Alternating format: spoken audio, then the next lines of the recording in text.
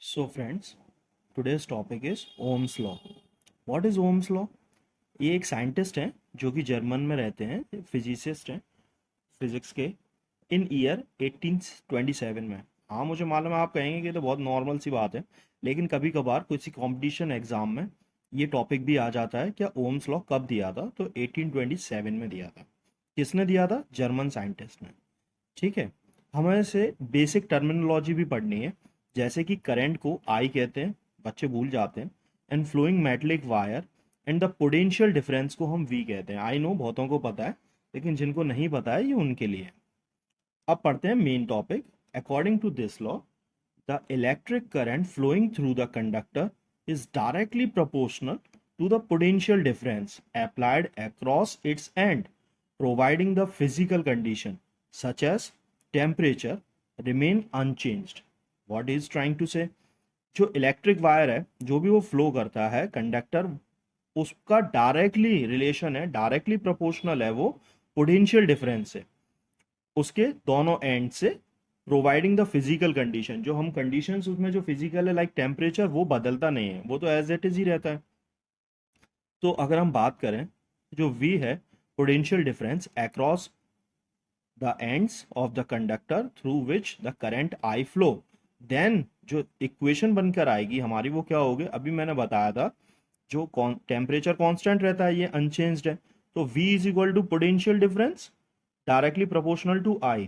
अगर हम फॉर्मूले की बात करें तो V is equal to IR। अब आप कहेंगे यहाँ पर I क्या है, R क्या है? I तो हमें पता है करंट है, I क्या है? R। R is the constant of proportionality called resistance. Capital R means resistance of the conductor at a given temperature.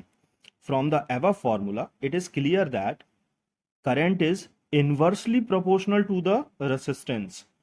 जब V upon R हो रहा है तो ये हो रहा है आपका inversely proportional. If the resistance is double, अगर रेसिस्टेंस को हम डबल कर दें तो जो करंट है हमारा वो हाफ हो जाएगा और रेसिस्टेंस भी हाफ हो जाएगा, then current get doubled. So let discuss the graph with these terminologies.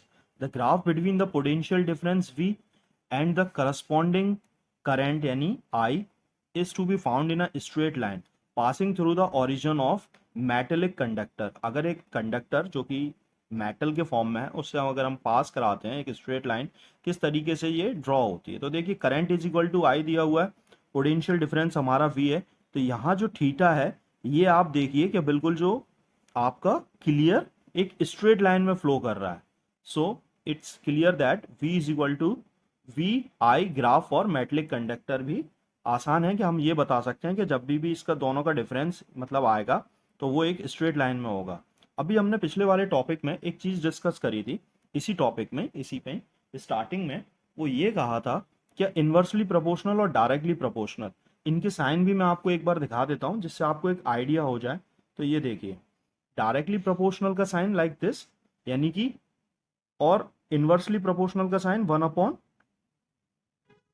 मतलब समझ में आ रहा है ना? इनवर्सली प्रोपोर्शनल यानी उसके नीचे अपॉन में आ गया, कोई चीज उल्टी उसके अपॉन में है। Thank you very much.